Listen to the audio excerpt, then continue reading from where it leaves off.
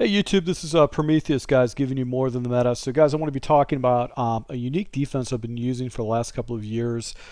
This is a defense that's good to basically catch your opponent off guard. And what I love about this particular defense is that it gives the same look to your opponent. However, you can disguise its coverages on the backside. Now, the defense for Madden 24 is not as efficient as it was last year, primarily because match coverages don't work like they used to. There's a lot of breakage in match coverages, and you're going to actually see this in the gameplay I'm going to show you. But I'm going to show you a few different gameplays where I jump into this defense to catch my opponent off guard. Now, I do want to do a shout out. I'm going to try. I've got a bunch of new release videos I'm releasing. I've cut a bunch of videos and stuff like that. But I want to shout out new subscribers: Blackjack Gaming 75, Coop DeLoop, Rat Poison Attic, Edward Lamar, and then Logan Walden, Trey Portis, and Kyle Cooper. Thanks to you once again for subscribing. Guys, if you like these videos, please do me a favor. Just put a comment down on the bottom, just a small, you could see, you put a like or a comment or stuff like that, just so I can get some more activity as far as like being able to get this content, this unique content out to the community. So guys, let's go ahead and talk about the defense. It's the Dime 146. In particular, it's the Okie Roll Eagle 3 defense that I like to use online when I'm running this defense. One of the things that you want to do is you want to make sure that you have your defense base aligned, and then the coverage I like to use out of the huddle is I like to use the Okie Roll Eagle 3, and the reason why is that the Okie Roll Eagle 3 gets everybody down into the gaps, and it's very hard for you don't get a player out of position with how this defense sets up. Now, what I do is I offer a couple different types of coverages. I have a cover 4 shell, I've got a cover 3 shell, I've got a man coverage, and then also cover 2 match coverage. I do run this with match. And basically what I'm going to do is I'm going to use the safety and take him and put him just in the middle of the field, and then try to take away the middle of the field with my reads. So let's just go ahead and take a look at this coverage real quick. Let me see if I jump into it. Okay, so this is basically cover 2 match. Now I've got match principles. This means if this guy goes vertical, basically this guy is going to match up with him. If this guy goes vertical, he's going to match up on him. And then basically if this guy goes vertical, he's going to match right here. And if this guy goes vertical, this hook zone is going to match right here. My responsibility is to play the 3. And I'm going to go ahead and use my safety in the middle of the field. And I'm going to just watch for anybody that comes over the middle of the field. So let's go ahead and watch this play. And watch what happens right here. He actually hits a perfect area. He actually hits the outside flat. Which the defender didn't get out there in time. So he hit this wide receiver because he was doing basically on Ohio concept. He just had leverage, he had speed. So that's what, those are things you have to take in consideration when you run the cover 2 shell. But cover 2 shell really messes a lot of people up, and you'll see this in action with some other gameplay footage I'll be showing to you guys. So back again, once again, I take my audibles. I do have an Okie Roll 2 as one of my base audibles. I like to jump into this a lot just to see if people can read it, but I use the Okie Eagle 3 as my base defense when I'm running this because it gets everybody down into the area. So when I run Okie Roll 3, these guys get down, my guy rolls down, and I've got a blitzer off the edge, and I'm going to essentially use this guy right here. So once again, I'm going to go ahead and use this guy. I'm just running this defense base. It just set up base. I think what I did is I actually played the sticks, meaning this guy's going to drop back right here at the 10-yard marker. He's going to drop back right here to the marker. He's going to drop right back here to the 10-yard marker. And then I've got over the top coverage with this coverage. And I'm just going to kind of user and take away any kind of like a mismatch or somebody that's underneath the coverage. So he actually, this player, decided to scramble out to break the defense, and because I had cubic contains, you can see how that actually turned into an ugly play for him. So he actually loses 13 yards on that sack right there, and I'm just using a base defense. So I don't know what he was looking for, but it definitely didn't work for him on that particular play. So since he had some struggles with it, he goes into a single back set. I think what I did is I jumped into basically a harder blitz. I still have a deep third, a deep third, a deep third, a hard flat, and then what I did is I think I tried to send everybody after him. The blitz didn't. I got to get more in the gap with my guy right there if I want to get the blitz off. But you can see he actually blocked 7 in his. Let's see. Did he actually? Okay, so he blocked 7. He did a really good job right there, but he had a switch concept off here, and I'm trying to get over to the left side, but I think because of the pressure off the edge with my defender Garrett, he gets a bad animation with his quarterback play. But that actually was not such a bad pass right there, but he did a really good job with actually getting some pressure. So if I'm going to send pressure, you're going to have to get down into that gap to try to preoccupy an edge edge protector when you're running this type of defense. So single back switch, it was not really a smart play.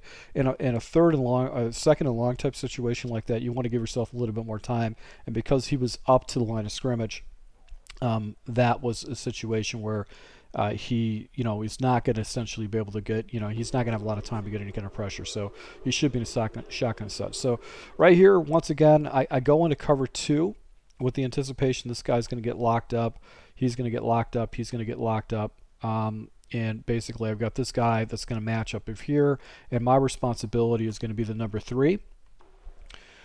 This guy ran this play a couple times against me, or variations of it. And actually, he did basically a wheel route concept. I think this guy's coming off to the edge. And he's able to go and hit this little wheel off to the right, but he actually catches it out of bounds. So get a lucky break right there. But he made a fairly good read. But the switch concept basically kind of blows up that corner. So that's something you have in your arsenal. If you're running against someone that runs a lot of cover 2 match, you want to have a switch concept in your arsenal because that will go ahead and mess up the alignment. So right here, once again, I jump into it. This game is pretty much out of hand.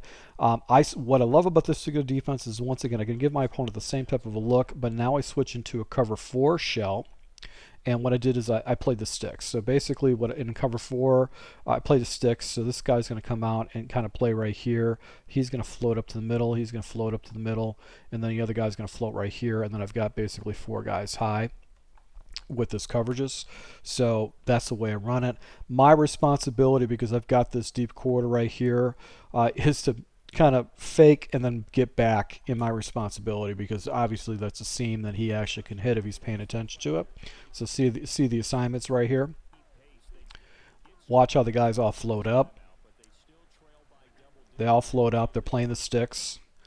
And this guy kind of floats up and plays the sticks.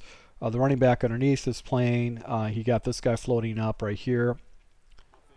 And I'm playing the seam. And he decides to go and throw it right here. My defender plays it perfectly, comes back to the ball, catches it, and I get myself a pick 6 to actually end the game out. So, just really good gameplay right there with me. So back at it, I think this is a different gameplay, just same teams with different gameplay. Once again, I'm going to come out of the Okie roll 3 is my base defense. Once again, I'm going to go ahead and show my opponent a different type of a look. I go into cover 2. This is where this guy kind of exposes us, I think. Yeah, I believe this is where he exposes us. So I go into cover 2 right here. And he tries scrambling out, and I actually get a sack against him with that type of the cover 2 shell right there. So this guy was trying to use switch, but he didn't really have phenomenal reads. He didn't really know what to do with it. You have to build off that switch concept and have some man beaters, because switch doesn't necessarily mean all man coverages. All right, so here I think this is where this opponent really exposes my cover 2 shell. So basically, the trick to a cover 2 is you want to clear out the zones and then bring guys underneath it, and that's going to essentially overload this area of the field. They're just going to put four routes on the outside, leaving my single defender to actually go ahead and have to defend it, because these guys are not going to come across the middle of the field. They're just going to float around off the other side. So I want you to watch what happens and how he throws me off completely. So right here, he's got these 2 guys wide open. I'm playing in the middle of the field to try to defend in the middle of the field. These guys are carrying. They're doing their responsibilities. I've got a safety help over the top, this guy, and then I've got a running back that gets taken out. But these two guys are essentially just in nowhere's land, nowhere to be found. And he actually just checks it and just gets an easy completion right there. So really good play by him. And look what he does. He sets me up on the next play with this good play right here. So he uses play action Y cross concept. So he's got essentially the play that actually blows up the cover 2 match.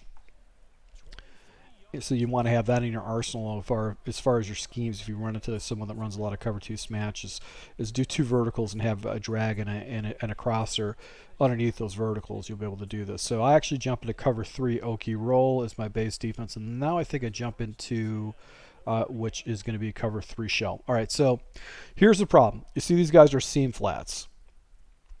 These guys, seam flats don't work like they did, like they're supposed to. All right, so essentially when they're working seam flats, these guys should take guys up to the seams and carry deep, and this guy should go carry deep, and this guy should carry deep and work any kind of a sideline and stuff like that.